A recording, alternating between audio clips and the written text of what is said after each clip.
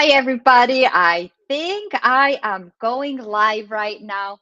Hi, it's Paula Kettula here, and I want to pop in here today with this very informational and practical video about how to stop the suffering that you are experiencing in your life. Why I make such a strong statement is because I've been a psychotherapist, licensed clinical social worker for 20 years, working with hundreds of people and families. And the number one thing that I've noticed that is causing suffering is having expectations and what we in psychology call unrelenting standards.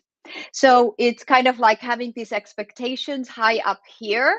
And these expectations could be expectations towards yourself or other people, yet life is actually here. So, my video today is about giving you four very concrete, practical steps about how to just be content with what is. So, if you watch all the way to the end of the video, you will have four practical steps to actually be mindful about the present moment and be grateful and content with what is there already, and learn to have the right kind of thinking so that your mind doesn't create all these stories, which is the part that is causing suffering. Okay, that's the plan today. If you don't know me, my name is Paula Kettula. I am a licensed clinical social worker. And like I said, I've been doing this for 20 years.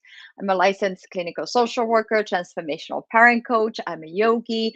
I'm a Montessori trained teacher. And I am really passionate about supporting parents who are struggling, feeling stressed out, and struggling, being confused and overwhelmed. And my intention is to empower those parents, upgrade their leadership so that they can become empowering, inspiring, and loving leaders in their family. And it is through this leadership that one can create exceptional relationships with kids. The kids will actually listen, and you might also feel fulfilled as a parent. So that is what my work is all about, is up leveling your leadership so that you can show up in your family as this loving, kind, confident, inspiring leader instead of yelling, getting triggered, and engaging in those exhausting power struggles. So let me go back to the topic of today, which is how to be with what is, and how to work with your mind so that you don't have those expectations that cause suffering, cause feeling of disappointment in oneself and others. So when I was looking for and searching for, I'm always reading a lot and looking for answers and solutions for these kinds of problems. What really resonated with me is what the Buddhist practice of right thinking teaches us. So basically, in Buddhism, they talk about thoughts having two parts to it. So the first part of thinking is that it's just the initial thought. It's kind of like either something that just happened or something is going to happen. For example, okay, my child is having a meltdown. That's an initial thought, or my child had a meltdown. That could be one of your initial thoughts.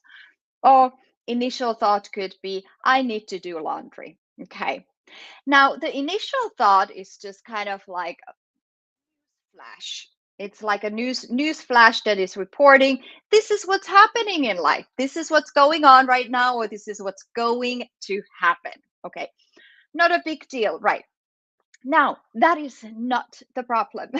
The problem is the second part of thinking in Buddhism, which they identify as the developing thought. So, as I'm thinking about this, I'm like, it's kind of like what happens in the news, right? So, first you have something that happened, an event that happens. And then there is ad nauseum explaining and about what's going on, and so many views and opinions and this and that and analysis and and that's exactly what our mind does. There is life that happens. That's that initial thought, and then we have perceptions and interpretations and stories and a this and a that we create as a result. Okay, now don't be mad at your brain. There is no reason to be mad at your brain, because your brain is a thought maker. It is a thought maker. I teach children this. It's a thought maker. And in charge of those thoughts? We are. So you can learn to be in charge of those thoughts and of those stories and the narrative that is being developed as a result of that life event. Okay, because it depends on like your reaction and your response to the situation. And this is especially important for parents because yeah, it's kind of triggering to have those kids around, right? So your response gets to be effective. My desire for you is to have an outcome that feels good for everybody. Now, if we follow this train of thought, this reporter that's going into analysis about a lot of things, then we are more likely to react, be triggered, more likely to yell at the child or do some threatening. Let's take an example of a tantrum in the grocery store. So, your let's say the daughter, your daughter is throwing a tantrum because they didn't get what they wanted, and they wanted this particular thing. Nothing else will satisfy them, and they want it now, and there is no way to convince her of anything else. That would be a more rational thing, right? So she throws a big old tantrum on the floor, arching her back, screaming and crying, and all this kind of stuff. So if you have kids in this tantrum age, anywhere from 2, 3, 4, 5, maybe even 6 sometimes, usually not anymore at that age. But you know what I'm talking about. So the initial thought is, she is having a tantrum. But then the developing thought, the news flash, the reporting starts going in the brain like, oh my gosh, what are people going to think? And you look at their faces and you're starting to make judgments about what they might be thinking about the situation. Like, oh my God, they're judging me. I'm embarrassed. It's so shameful. This is terrible. People just like, they just want to shop and get the heck out of the store, and now there's this ruckus going on, like, oh my God. So now it has become this huge thing in your mind, right?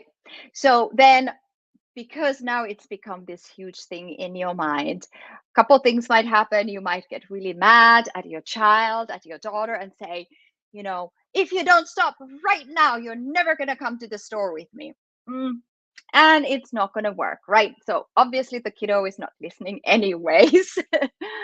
Or you might, I don't know what else might, that's the first thing that comes to my mind, like some kind of threatening. Or here's the other thing that I just escaped for a minute. You might just grab them and drag her flailing body and take her to the car and like be sweating and all this kind of stuff. That's not good either. Now we're using power and control over this child versus being empowering and really we get to get kids consent before we touch them, before we move them, before we do anything. Always get their consent. Nobody's coming to pick me up at any point randomly. And this is what we do to kids. That's a whole other video, by the way. So, because of the story that you created, those are the most likely reactions. Versus, let me give you a scenario number 2. If we just stop at the level of the initial thought, okay, my daughter is having a tantrum. Okay, so what? Like, what if we just literally accept that's what's happening? It doesn't mean anything about anything. It doesn't mean that you're a bad parent. It doesn't mean that the other people are mad at you. who knows what's going on? The person who is making faces at you, maybe you're just like interpreting, like, oh my God, look at his face. He's just being really, annoyed. Maybe his girlfriend just left him and he's just annoyed, with her, has nothing to do with you. So give yourself a break and really allow yourself to just not go into those stories. Okay, so I want to give the 4 steps here that I really believe will support you with this. Again, we are talking about 2000 plus year practice. I didn't come up with this. This is all over, but like I feel like a lot of these Buddhist practices, it's like, now it's been put in the terms of cognitive behavioral therapy and all these other things, but really these have been around for a long time. So these are the 4 practices to attain right thinking. Right thinking being one of the paths of the eightfold path that Buddha was teaching, that is the gateway out of suffering. So that's where this work is coming from. And I learned about these paths in this book that is called The Heart of Buddha's Teachings, page 60. It's a really awesome book if you're interested. And I'm reading all this stuff and I'm studying this stuff and applying it into parenting. So the step number 1 is asking yourself, are you sure? So when the developing thought is happening, that's the evaluation and assessment and an analysis of the situation. We get to ask ourselves, are you sure? Are you sure that the people are being annoyed right now? Are you sure that your daughter actually wants to make your life a living hell and they just want to give you a hard time and they are being a spoiled brat? This is what many parents report how they feel about their children. Sometimes I know they love them, but sometimes we all flip our lid. So asking, are you sure? Are you sure about this? Like in our tantrum example, what I would invite a parent to is to understand that tantrums and meltdowns are totally normal, developmental part of that age, and it is a way to release stress. It is absolutely a way to release stress. So what if we just let it happen?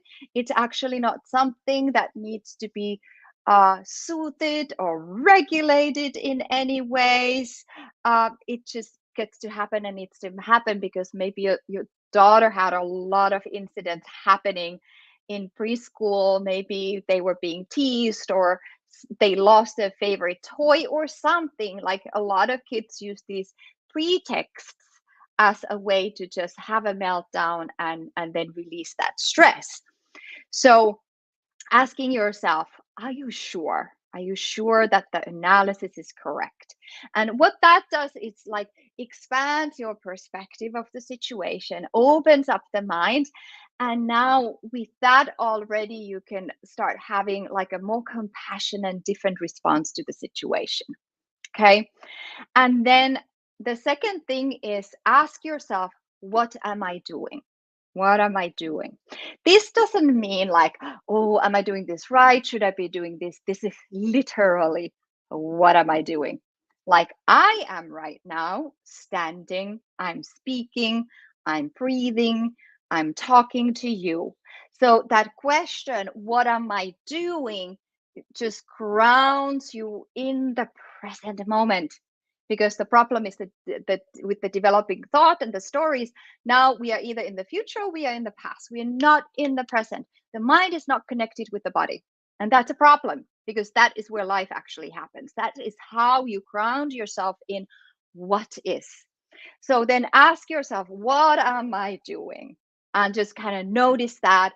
Go through all the senses if you want to go through all the senses and just kind of notice being present. Okay.